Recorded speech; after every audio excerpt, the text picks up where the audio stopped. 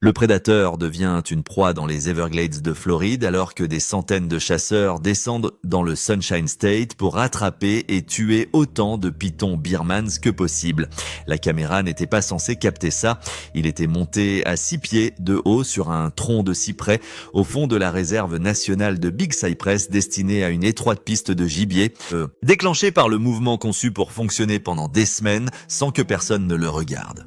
Le docteur Michael Kirkland, biologiste de la faune à l'USGS, avait positionné 37 caméras comme celle-ci dans un couloir de 19 km de zone humide du sud de la Floride. La mission documentait l'activité du python birman. Comptez-les, cartographiez leurs mouvements, la caméra a fonctionné pendant 6 semaines. Ensuite, Kirkland et ses partis a sorti la carte mémoire et est retourné à la station de terrain. Il a chargé les images ce soir-là, puis il a appelé tous les membres de son équipe et leur a dit de venir tout de suite. Pas demain, ce soir, ce qu'il y avait sur cette carte n'était pas ce que la caméra était censée trouver. Comment le paradis est devenu un cimetière? Avant de parler de ce que les images de la caméra ont révélé, nous devons comprendre comment le problème du python de Floride a réellement commencé. Le 24 août 1992, l'ouragan Andrew a touché terre au sud de Miami. Vent soutenu de 165 milles par heure, 65 personnes mortes, 27 milliards de dollars de dégâts.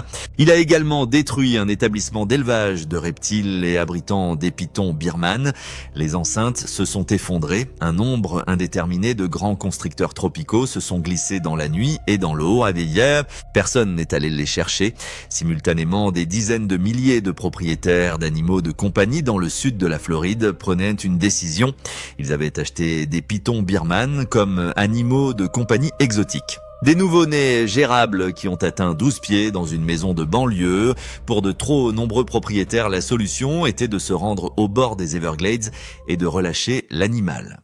Ils pensaient le libérer, ils chargeaient une arme à feu. Les Everglades sont l'environnement idéal pour un python birman. Plus d'1,5 million d'acres de zones humides subtropicales de la chaleur et de l'humidité toute l'année et une réserve alimentaire si abondante et complètement non préparée qu'il s'agissait d'un buffet à volonté sans heure de fermeture. La faune indigène, ratons, laveurs, opossums, lapins, oiseaux des marais, cerfs de Virginie a passé des milliers d'années à évoluer aux côtés de ces véritables prédateurs. Alligator, lynx, roux, panthère de Floride. Un python birman ne figure pas dans cette bibliothèque de modèles. Un raton laveur des Everglades de Floride n'avait jamais rencontré un prédateur embusqué capable d'atteindre 15 pieds, de détecter la chaleur corporelle dans l'obscurité totale, de rester immobile dans 2 pouces d'eau pendant des heures et de frapper plus vite que l'œil ne pouvait le suivre. Le raton laveur passerait devant un python enroulé de la même manière que vous ou moi pourrions passer devant un tuyau d'arrosage. Le docteur Frank Mazzotti, professeur d'écologie de la faune à l'Université de Floride, l'a exprimé dans des termes qui ont marqué tous les chercheurs qui les ont entendus. Il a dit que relâcher des pythons birman dans les Everglades était comme relâcher des loups dans un zoo pour enfants. Les pythons n'ont pas seulement survécu, ils ont consommé. Une femelle python birman pond entre 50 et 100 œufs par couvée et les incube avec l'engagement d'un oiseau couveur. Aucun prédateur indigène n'avait élaboré de stratégie pour y faire face. La population est devenue verticale. Aujourd'hui, des estimations prudentes évaluent à 100 000 le nombre de pythons birman dans le sud de la Floride. Les estimations les plus élevées atteignent 300 000.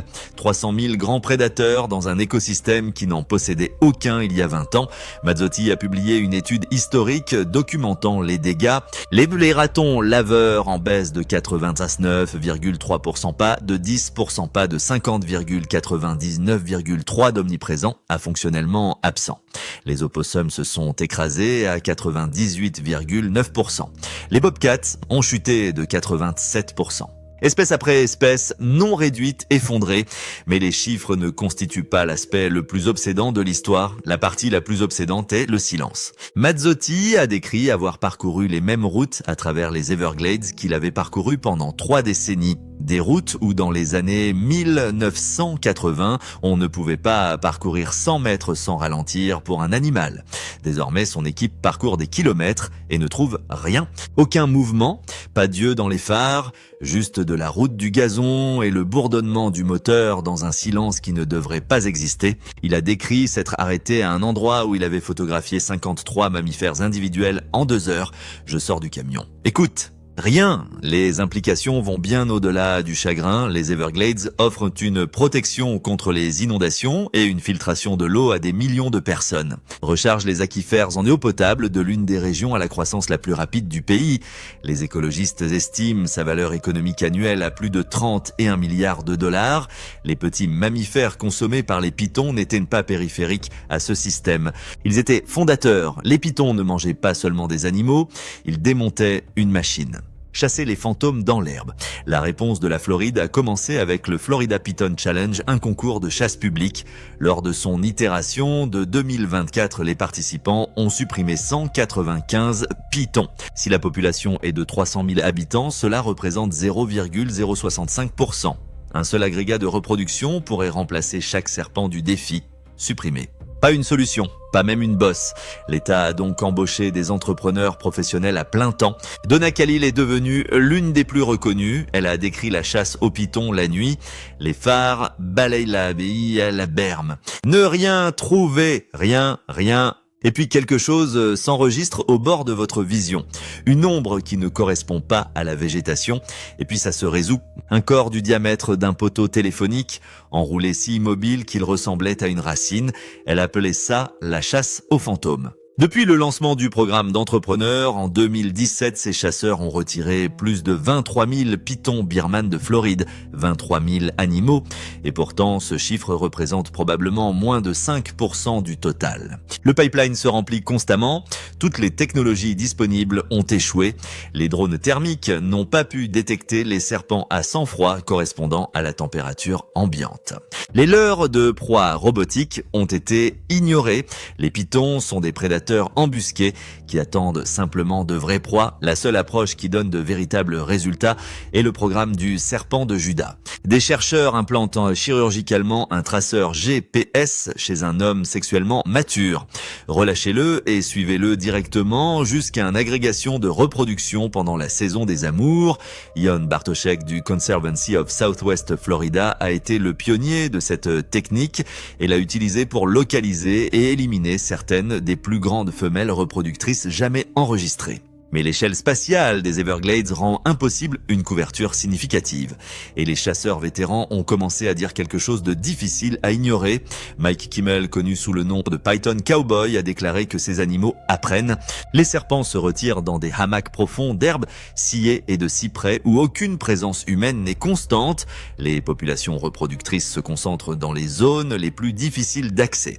Il a dit qu'ils s'adaptent à nous plus vite que nous ne nous adaptons à eux. La peste invisible. Et si la chose la plus dangereuse dans les marais de Floride n'était pas le constrictor de 20 pieds, et si l'invasion avait eu une deuxième vague déjà des années avant ce que tout le monde savait prévoir, le docteur Terence Farrell, herpétologue à l'université de Stetson, effectuait des examens médicaux de routine sur des animaux capturés dans la nature lorsqu'il a remarqué que quelque chose n'allait pas avec les pitons. Avec les serpents indigènes, serpents jarretières, serpents à sonnette pygmée, d'eau diamantine de l'Est, se présentait émacié, léthargique. Bouches ouvertes en détresse respiratoire. Lorsque son équipe a effectué des autopsies, elle a trouvé les poumons remplis. Des dizaines de petits organismes pâles et translucides, visiblement vivants, visiblement mobiles, emmêlés en masse dense à l'intérieur des voies respiratoires, des animaux suffocant lentement. Chez les serpents encore vivants lors de l'examen, les organismes pouvaient être vus sortir de la bouche ouverte trop faible pour se fermer. L'organisme est Rhyolitella orientalis, le ver pulmonaire du serpent, et il est arrivé en Floride à l'intérieur des pitons birmanes. Le ver pulmonaire et le piton birmane partagent des millions d'années d'histoire coévolutive. En Asie du Sud-Est, le système immunitaire du python gère la charge parasitaire sans effet clinique grave. C'est un transporteur. Les serpents indigènes de Floride n'ont jamais rencontré cet organisme. Leur système immunitaire n'a aucun modèle pour cela. Farrell l'a décrit comme le premier contact entre les explorateurs européens et les populations indigènes isolées. Un groupe a développé une certaine résistance. L'autre n'en a pas, les résultats sont catastrophiques, la voie de transmission rend presque impossible à contenir, un python infecté dépose des déchets contenant des larves microscopiques, les blattes omniprésentes dans les Everglades consomment les déchets et ramassent les larves. Une grenouille indigène mange le cafard. Un serpent indigène mange la grenouille, ce n'est pas un comportement aberrant, c'est ainsi que le système a toujours fonctionné. Sauf que maintenant, la grenouille est condamnée à mort. Une fois à l'intérieur du serpent, les larves traversent la paroi de l'estomac, migrant vers le système respiratoire et s'ancrent dans les poumons. Ils se nourrissent, grandissent, se reproduisent. Au fil des semaines ou des mois, les voies respiratoires se remplissent, le serpent s'affaiblit progressivement, finalement ça étouffe. Farrell l'a décrit comme une noyade au ralenti. Le docteur Melissa Miller, parasitologue à l'université de Floride, en a établi l'ampleur. Au minimum 18 espèces de serpents indigènes distinctes ont été confirmées infectées. La répartition géographique s'étend au nord jusqu'à Jacksonville, à des centaines de kilomètres des Everglades. Et puis vint la découverte qui, selon Miller, la faisait refroidir. Le ver pulmonaire n'a plus besoin du python. Le parasite a effectué un changement d'hôte. Il a établi un cycle de transmission autonome, fonctionnant entièrement à travers la communauté indigène des serpents sans aucune implication du python birman. Même si tous les pythons de Floride étaient éliminés du jour au lendemain, le ver pulmonaire resterait. C'est dans les cafards, c'est chez les grenouilles, il parcourt l'écosystème selon ses propres conditions. La peste s'auto-entretient, la Floride est désormais confrontée à une catastrophe sur deux fronts simultanés. Les pythons dévorent la communauté des mammifères d'en haut, le ver pulmonaire détruit la communauté indigène de reptiles par le bas, les Everglades sont démolis simultanément de la ligne de toit et des fondations, mais enfouis dans l'horreur des données de l'enquête, les chercheurs ont découvert une anomalie. Le cottonmouth de Floride semble être résistant au ver pulmonaire. L'équipe de Farrell a examiné les cottonmouths dans les zones de forte infection confirmées et n'a presque rien trouvé. Charge parasitaire si faible qu'elles sont fonctionnellement insignifiantes. Personne ne peut encore l'expliquer. Mais quelque part dans la biologie de cette espèce résistante, il pourrait y avoir des informations qui pourraient éventuellement en protéger d'autres. L'empereur revient. Floride, l'annonce suivante de Fish and Wildlife a provoqué une indignation immédiate. Il relâchait des centaines de serpents dans la nature. Exprès, les personnes qui ont réagi n'avaient pas lu la première phrase. Le serpent relâché était l'indigo oriental. Pas un envahisseur, exactement le contraire. Espèce originaire du sud-est des États-Unis, autrefois abondant dans toute la Floride. Poussé à l'extinction fonctionnelle par la perte d'habitat et absent des écosystèmes clés depuis plus de 50 ans. Marche sèche sur Copperey, ce serpent indigo oriental, le plus long serpent indigène d'Amérique du Nord. Les écailles sont si profondément noires qu'elles se réfractent en une irisation bleu-vert en plein soleil. Le mot que les chercheurs et les photographes animaliers utilisent le plus souvent lorsqu'ils en rencontrent un sur le terrain n'est ni impressionnant ni frappant. Le mot qu'ils utilisent est beau, mais la beauté de l'indigo oriental est accessoire à son importance écologique. Ce qui compte, c'est ce qu'il mange. L'indigo oriental est un ophiophage, un mangeur de serpents. Il est complètement immunisé contre le venin de toutes les vipères d'Amérique du Nord. Crotals, cottonmouths, copperheads, l'indigo les domine avec la force de leur mâchoire et leur masse corporelle et les avale tête première alors qu'ils se débattent encore. Le docteur Dirk Stevenson de la Société Oriane l'appelle l'empereur du sol forestier. Au rez-de-chaussée de la forêt du sud-est, rien ne défie un indigo oriental adulte. Mais l'empereur avait été déplacé. L'indigo oriental dépend des terriers de tortues gopher pour s'abriter. Lorsque le boom du développement de la Floride a converti les forêts plates de pins à longues feuilles indigènes en terres résidentielles et agricoles, les populations de tortues ont décliné et les indigos ont décliné avec elles. En 1978, l'indigo oriental avait disparu du nord de la Floride. L'Orion Society a lancé un programme d'élevage en captivité et a passé des années à reconstruire les écosystèmes de pins à longues feuilles dans l'enclave de Floride. Il ne s'agit pas seulement de planter des arbres, mais aussi de reconstruire toute la communauté d'espèces dont a besoin un bois plat à longues feuilles fonctionnel. Le sous-étage, le régime des incendies, les colonies de tortues gopher qui fourniraient les réseaux de terriers dont les indigos ont besoin. Lorsque l'habitat fut prêt, ils commencèrent à relâcher des indigos de l'Est élevés en captivité dans la réserve d'Apalachicola Bluffs and Ravines. Puis, fin 2023, une caméra de suivi située à l'entrée d'un terrier de tortues gopher a capturé des images qui ont incité Dirk Stevenson à les regarder 11 fois avant avant de se laisser croire ce qu'ils voyaient.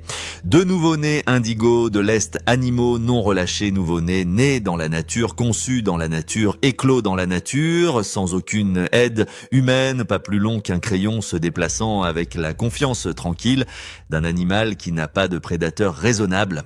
Pour la première fois depuis plus de 50 ans, les serpents indigos de l'Est se reproduisaient de manière autonome dans le nord de la Floride.